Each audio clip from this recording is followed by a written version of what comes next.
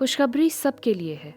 ہمیں اس سچائی کو نظر انداز نہیں کرنا چاہیے کہ ہر شخص کا اس کا تعلق کسی بھی سماجی پس منظر، نسل، رنگ یا جنس سے ہو، روحانی طور پر ہمارے برابر ہو جاتا ہے جب وہ نجات کے تحفے کو مسیح یسوع کے وسیلے سے قبول کر لیتا ہے۔ لوکا رسول خاص طور پر ہمیں اس اصول کو سمجھانا چاہتے تھے، اور میں یہ اس وجہ سے کہہ رہی ہوں کیونکہ لوکا رسول کا تعلق ایک غیر قوم سے تھا، اور اس نے اس بات پر بے حد زور دیا کہ یسوع مسیح ہماری خاطر دنیا میں آیا۔ اس نے ہمارے گناہوں کے فدیہ کے لیے اپنی جان کا نذرانہ پیش کیا۔ اب اگر آپ متی رسول کی انجیلی بیان پر غور کریں تو آپ جانیں گے کہ جب اس نے وہ سب لکھا، یعنی متی کی انجیل میں، تو اس نے خاص طور پر اس بات پر زور دیا کہ یسوع مسیح بنی اسرائیل کو نجات دینے آیا ہے۔ جانتے ہیں متی رسول نے ایک خاص مقصد بیان کیا جو کہ خدا کے چنے ہوئے لوگوں سے جڑا ہوا تھا، لیکن جب لوکا رسول نے اپنا انجیلی بیان تحریر کیا تو وہ اس بات کو یقینی بنانا چاہتا تھا کہ ہم بائبل مقدس کی ساری کہانی کو سمجھیں، اور غیر قوم سے ہونے کی وجہ سے یہ بہت خاص تھا۔ خدا نے اسے غیر قوم اور یہودیوں دونوں کو یہ خوشخبری دینے کے لیے چنا کہ یسوع نے ہم سب کے لیے اپنی جان دی۔ ہمیں لوکا کی انجیل میں یسوع مسیح کا نسب نامہ بھی ملتا ہے۔ دلچسپ بات یہ ہے کہ اس نسب نامہ میں وہ ہمیں واپس آدم تک لے جاتا ہے۔ یہ چند آیات ہیں جو میں آپ کو بتانا چاہتی ہوں تاکہ آپ اس کی نظر سے نسب نامہ کو جان سکیں۔ اس کے لیے لوکا رسول کی انجیل اس کے 3 باب کی 23 آیت میں سے دیکھیں گے۔ جب یسوع خود تعلیم دینے لگا قریباً 30 برس کا تھا اور یوسف کا بیٹا سمجھا جاتا تھا۔ یہاں وہ اس بات کا اظہار کر رہے ہیں کہ جو لوگ سطحی نظریہ رکھتے تھے وہ یوسف کو واقعی ہی یسوع کا حقیقی انسانی باپ سمجھتے تھے، اور ہم اس بات سے بھی واقف ہیں کہ مریم روح القدس کی قدرت کے وسیلہ سے حاملہ ہوئی، مگر انسانی نظریہ سے یوسف ہی اس کا زمینی باپ بنا۔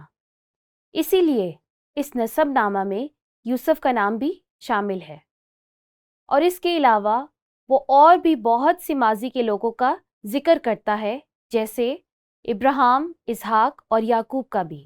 ابھی میں صرف ان باتوں کو مختصراً بیان کر رہی ہوں، آپ بعد میں اسے تفصیلاً پڑھ بھی سکتے ہیں۔ مگر جب متی رسول نے نسب نامہ لکھا تو اس نے صرف ابراہیم تک بیان کیا۔ یہ بہت اہم ہے کیونکہ ابراہیم کو یہودیوں کا باپ کہا جاتا ہے، یعنی قوموں کا باپ، مگر ہم جانتے ہیں کہ ایمان کے ذریعہ وہ ہمارا بھی باپ ہے، جیسا رومیو کے نام خط میں بھی لکھا ہے۔ لوکا رسول چاہتے تھے کہ ہم اس بات کو سمجھیں، اسی لیے وہ نسب نامہ آدم تک لے جاتا ہے۔ غور کریں جب وہ کہتا ہے اور وہ ابراہیم کا، اور وہ تارا کا، اور وہ نحور کا، اور وہ انوس کا، اور وہ سیت کا، اور وہ آدم کا، اور وہ خدا کا تھا۔ یہ اس لیے کہا گیا کیونکہ اسے خدا نے خود اپنے ہاتھوں سے بنایا تھا۔ تو یہاں وہ عام الفاظ میں کہہ رہا ہے کہ اگر آپ مسیح کی خوشخبری کو سمجھیں تو آپ اس حقیقت تک پہنچ جاتے ہیں کہ ہم سب نے گناہ کیا اور خدا کے جلال سے محروم ہیں، اور یہ سلسلہ آدم اور حوا سے شروع ہوا۔ اور رومیو کے نام خط میں پولس رسول بھی وہی سمجھانے کی کوشش کر رہے ہیں جو لوکا رسول یہاں سمجھا رہے ہیں، اور ہمیں ماضی کی جانب لے جا رہے ہیں۔ غور کریں رومیو 17 باب اس کی 5ویں آیت میں، کیونکہ جب ایک شخص کے گناہ کے سبب سے، کس شخص کا گناہ تھا؟ وہ شخص آدم تھا۔ آدم میں ہم سب نے گناہ کیا، حوا بھی اس گناہ میں اس کے ساتھ شامل تھی، لیکن ایک خاص وجہ سے خدا نے آدم کو گناہ گار ٹھہرایا، کیونکہ جب ایک شخص کے گناہ کے سبب سے موت نے اس ایک کے ذریعے سے بادشاہی کی، یعنی آدم میں ہم سب نے گناہ کیا، تو جو لوگ فضل اور راست بازی کی بخشش افراد سے حاصل کرتے ہیں وہ ایک شخص یعنی یسوع مسیح کے وسیلہ سے ہمیشہ کی زندگی میں ضرور ہی بادشاہی کریں گے۔ اس کا یہ مطلب نہیں ہے کہ ہم عالمی طور پر بچ گئے۔ سب نے گناہ کیا، مگر مخلصی صرف ایک شخص کے وسیلہ سے ملی، اور وہ شخص یسوع مسیح ہے، جس نے ساری دنیا کے گناہوں کے لیے اپنی جان قربان کر دی۔ اور جب ہم اس تحفہ کو قبول کرتے ہیں تو ہمیں مسیح یسوع کے وسیلہ سے ہمیشہ کی زندگی ملتی ہے۔ آپ جانتے ہیں یوحنا اور متی کی انجیل دونوں کا مقصد یہی تھا کہ ہم یہودیوں کے متعلق جانیں، مگر لوکا چاہتا تھا کہ ہم غیر اقوام کے تعلق سے اس بات کو جانیں۔ یوحنا کی انجیل اس کے پہلے باب کی 11ویں آیت میں یوں لکھا ہے، وہ اپنے گھر آیا، اس کے اپنے کون تھے؟ یعنی یہودیوں نے، یعنی وہ پہلے یہودیوں کے پاس آیا اور اس کے اپنوں نے اسے قبول نہ کیا، انہوں نے باحیثیت قوم اسے قبول نہ کیا۔ ہمیں یہ سمجھنے کی ضرورت ہے کیونکہ یروشلم کی پہلی کلیسیا میں سب یہودی تھے۔ وہ 3000 جو ایمان لائے تھے سب یہودی تھے، مگر ایک قوم کے طور پر انہوں نے اسے رد کیا اور قبول نہ کیا۔ لیکن جتنوں نے اسے قبول کیا، کن لوگوں نے اسے قبول کیا؟ ہم سب نے، یعنی یہودی اور غیر اقوام۔ لیکن جتنوں نے اسے قبول کیا، اس نے انہیں خدا کے فرزند بننے کا حق بخشا۔ نجات کی بنیاد کیا ہے؟ وہ جو اسے قبول کرتے ہیں، یعنی انہیں جو اس کے نام پر ایمان لاتے ہیں۔ اب یہ ضروری ہے کیونکہ کچھ لوگ یونیورسلزم سکھاتے ہیں۔ ان کا کہنا یہ ہوتا ہے کہ سب لوگ یسوع کی موت کے وسیلہ سے بچائے گئے ہیں، لیکن بائبل مقدس ایسا نہیں سکھاتی۔ بائبل مقدس میں یوحنا رسول کی انجیل اس کے پہلے باب کی 13ویں آیت میں دیکھتے ہیں، وہ جو اس کے نام پر ایمان لائے، وہ نہ خون سے، نہ جسم کی خواہش سے، نہ انسان کے ارادہ سے، بلکہ خدا سے پیدا ہوئے۔ تمام اناجیل میں ہمیں اسی بات کی مکمل تصویر ملتی ہے، جبکہ لوکا رسول غیر قوم کے تعلق سے چاہتے ہیں کہ ہم اس نقطہ کو سمجھیں۔ وہ چاہتے ہیں کہ ہم غیر قوم ہوتے ہوئے سمجھیں۔ ہم میں زیادہ تر لوگ غیر اقوام سے ہیں، اور یقیناً ہم اس کی نجات کے منصوبے کا حصہ بھی ہیں۔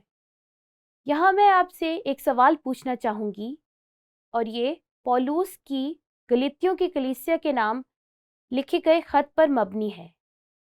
کیسے وہ تصدیق کرتا ہے کہ مسیح میں سب برابر ہیں؟ مجھے یہ حصہ بہت پسند ہے، اس لیے اسے غور سے سنیں۔ میں نے اسے مسیح میں برابری کا نام دیا ہے، جسے ہم گلتیوں 3 باب 27ویں آیت میں دیکھتے ہیں، اور تم سب جتنوں نے مسیح میں شامل ہونے کا بپتسمہ لیا، مسیح کو پہن لیا۔ اب پولوس شاید اس حقیقت کے بارے میں بات کر رہا ہے کہ ہم ایمان کے ذریعہ مسیح میں ہیں، اور بپتسمہ صرف اس تجربے کی عکاسی کرتا ہے۔ وہ شاید روح القدس کے بپتسمہ کی طرف اشارہ کر رہا ہے، جس کے ذریعے ہم سب ایک بدن کا حصہ بن جاتے ہیں۔ اس سچائی پر غور کریں، اور تم سب جتنوں نے مسیح میں شامل ہونے کا بپتسمہ لیا، یہ مسیح پر ایمان لانا ہے، اور مسیح کو پہن لیا۔ یہ استعارہ کے طور پر استعمال ہوا ہے، یعنی اس کی راست بازی۔ یہ بالکل ویسے ہی ہے جیسے ہم لباس کو پہنتے ہیں۔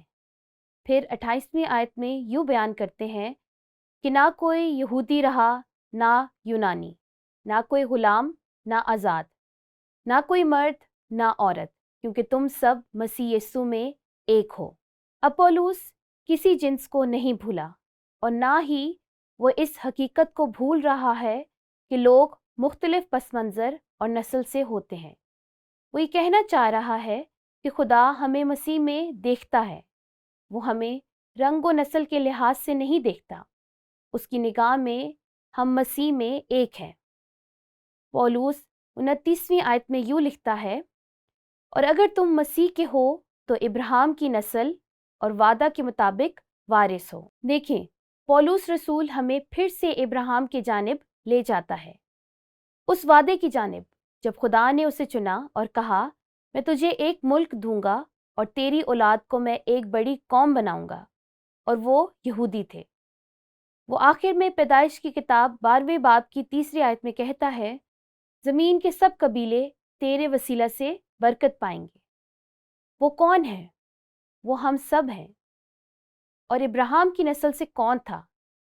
یسوع مسیح، جو اسرائیلی قوم کے ذریعہ ہم سب پر ظاہر ہوا۔ خدا نے اسرائیلی قوم کو خاص ہونے یا طرفداری دکھانے کے لیے نہیں چنا، کیونکہ خدا کسی کا طرفدار نہیں ہے، بلکہ اس نے یسوع مسیح کو، جو ہمارا نجات دہندہ ہے، اس کو ہم سب پر ظاہر کرنے کے لیے اسرائیل کو چنا۔ وہ اس دنیا کا نجات دہندہ ہے، اس لیے ہم مسیح میں ایک خاندان ہیں۔ اور اس نے آ کر ہمیں جو دور تھے اور انہیں جو نزدیک تھے دونوں کو صلح کی خوشخبری دی۔ یہ کون تھا؟ اس کا مطلب ہے غیر قومیں جو خدا کے بغیر زندگی گزار رہی ہیں، اور یہ وہی وقت تھا جب مسیح ان کے پاس آیا۔ تو یہ فضل ان لوگوں پر ہوا جو دور تھے، اور وہ جو نزدیک تھے ان کو صلح کی خوشخبری دی۔ یہ وہ لوگ ہیں جن سے عہد باندھا گیا، جنہیں شریعت کی سمجھ تھی، جنہیں خدا نے ہم پر یہ سب ظاہر کرنے کے لیے چنا۔ اور ان میں دونوں شامل ہیں، وہ جو دور تھے اور وہ جو نزدیک تھے۔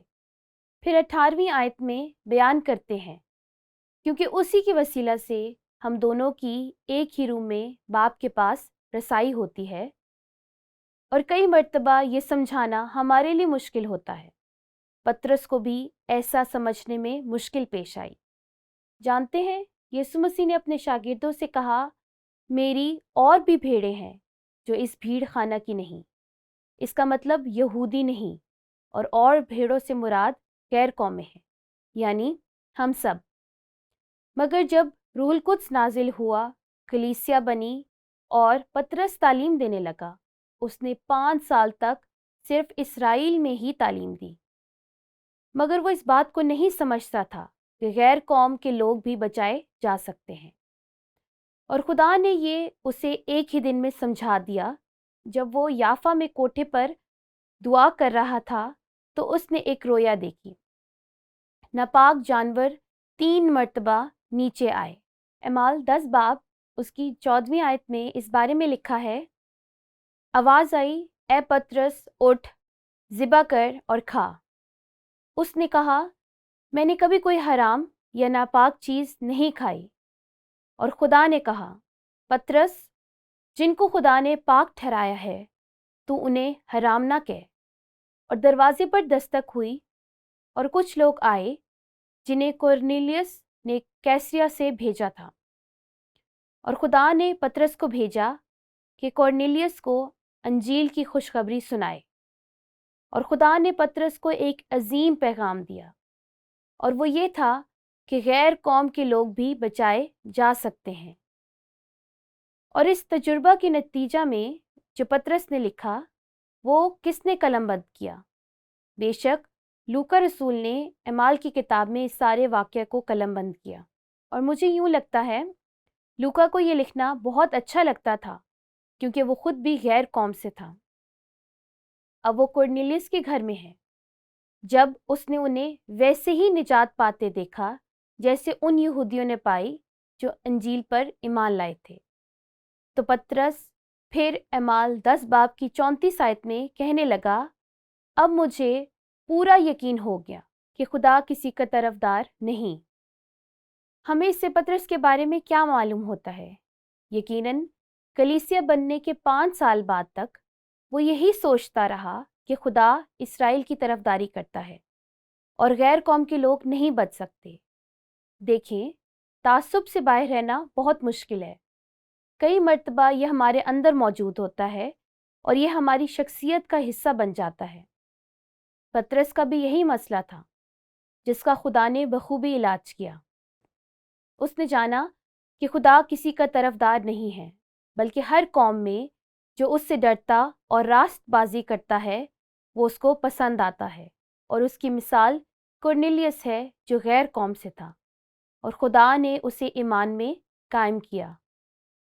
اس نے بنی اسرائیل کو یہ پیغام بھیجا، ہاں میں جانتا ہوں میں تم میں سے ہوں جو یسوع مسیح کی جو سب کا خداوند ہے صلح کی خوشخبری دے رہا ہوں۔ اس وقت اور اس تجربہ کے بعد پطرس کا نظریہ وسیع ہو گیا اور لوکا رسول چاہتے تھے کہ ہم اس بات کو سمجھیں کہ انجیل کا پیغام سب کے لیے ہے۔ میں اس اصول کو پھر سے دہراتی ہوں، انجیل کی خوشخبری سب کے لیے ہے۔ ہمیں اس سچائی کو نظر انداز نہیں کرنا چاہیے کہ ہر شخص، خواہ اس کا تعلق کسی بھی سماجی پس منظر، نسل، رنگ یا جنس سے ہو، روحانی طور پر ہمارے برابر ہو جاتا ہے جب وہ نجات کے تحفہ کو مسیح یسوع کے وسیلہ سے قبول کر لیتا ہے۔ دوسرے الفاظ میں خدا کی نظر میں کوئی کالا یا گورا نہیں، اس کی نظر میں رنگ سے کوئی فرق نہیں پڑتا، نہ ہی قوم سے، ایشیائی ہو یا امریکی۔ خدا مسیح میں ہمیں ایسے نہیں دیکھتا، امیر ہو یا غریب، خدا کو کوئی فرق نہیں پڑتا۔ وہ مکمل طور پر ہمیں جانتا ہے، مگر وہ ہمیں مسیح میں دیکھتا ہے۔ چاہے آپ انگریزی یا جرمن ہی کیوں نہ بولتے ہوں، اس سے خدا کو کوئی فرق نہیں پڑتا جب معاملہ ہماری نجات کا ہوتا ہے۔ وہ ہم سب کو مسیح میں دیکھتا ہے، اور یہ ایک زبردست حقیقت ہے کیونکہ ہم مسیح یسوع میں ایک بدن اور ایک خاندان ہیں۔